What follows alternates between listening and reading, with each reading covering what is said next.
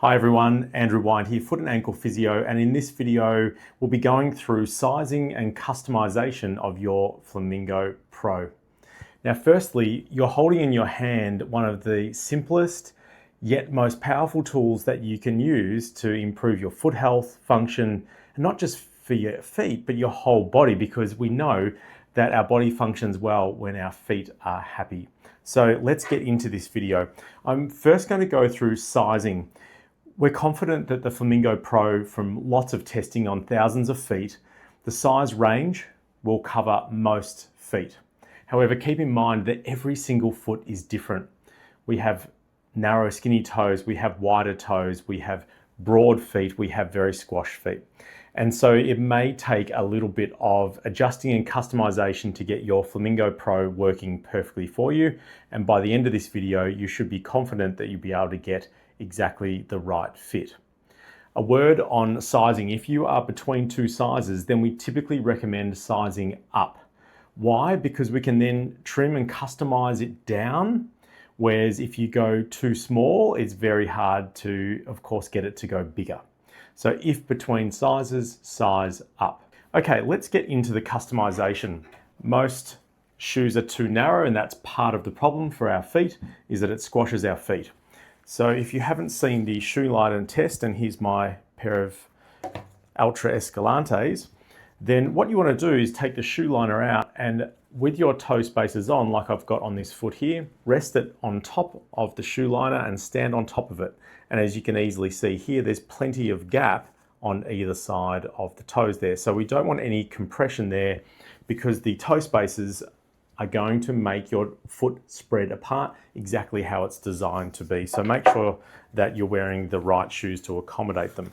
Next, when you start wearing these will feel uncomfortable, and that's completely normal. Especially if your toes are really squashed, then your wear time will potentially be only a few minutes. We have had lots of our customers say that they can only tolerate them for, say, 5 minutes. And that's okay, just start there, build your way up slowly. Typically we start with 15 to 20 minutes per day, and we've found doubling that time every single day or every second day works really, really well as a build and adapt program. So that's what I'd recommend for you. It's normal to feel uncomfortable after a period of wear time. For me, it's around about 3 or 4 hours now, and they feel really uncomfortable. I need to take them off. As soon as you feel that discomfort, take them off, have a rest, come back to it the next day and see if you can extend that time a little bit longer. If you're struggling with pressure in any particular area, before you cut anything, consider wearing toe socks. Toe socks, whilst a little tricky to get on, it is worth it because it provides a little layer, and this will become a barrier.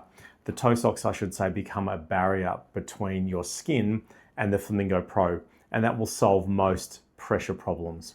Okay, let's go into actual customization. Let's start with the most common one, and we get these sort of questions each and every week. And the most common one is the fifth toe is overcorrected or is being pushed out and is quite uncomfortable. If you don't need correction of your fifth toe, then you can immediately start to trim the last spacer out. Before I make any cuts whatsoever, a word on the terminology that we use. Here at Freestyle Feet, we call these the vertical pillars, and you'll notice there's 4 pillars, 1, 2, 3, 4 vertical pillars on your Flamingo Pro, and then there is a top bridge and a bottom bridge connecting them all. So I'll use that terminology throughout this video. So for the fifth toe, we're going to cut the 4th pillar, and we're going to use a pair of sharp scissors, and be careful and trim that straight through the middle like so, like that. Now I've only trimmed off half, and as you can see there, I've left some sharper edges, and whenever you see that, we want to trim them as carefully and as smoothly as you possibly can. So I'm just trimming them down more so we don't have anything sharp, and it's nice and smooth. As you can see there, get it as smooth as you possibly can. Take your time with this, because like I said at the start of this video, you can always take off more, but you can't add it back on. So that's nice and smooth now in most of the areas there, and that might be adequate to take that pressure off that outside toe. Let's just say that it is not enough and you're still having too much pressure. Then my recommendation is to take the entire spacer right out. And instead of cutting here, we come right back up and make a nice smooth cut next to the third vertical pillar. And we literally remove that last one out like so. Once again, make sure they're nice and smooth, so there's no sharp edges, and you'll have that as your Flamingo Pro from that point on. Okay, the second most common one is that the spacer is sliding off the toes. They're not staying down. That's because they're not pushed right down as low as possible on the toes. If that's happening, then you're going to need to make some adjustments in the length. Start slowly here and trim both the top bridge, like I'm doing so here, a very small amount to start.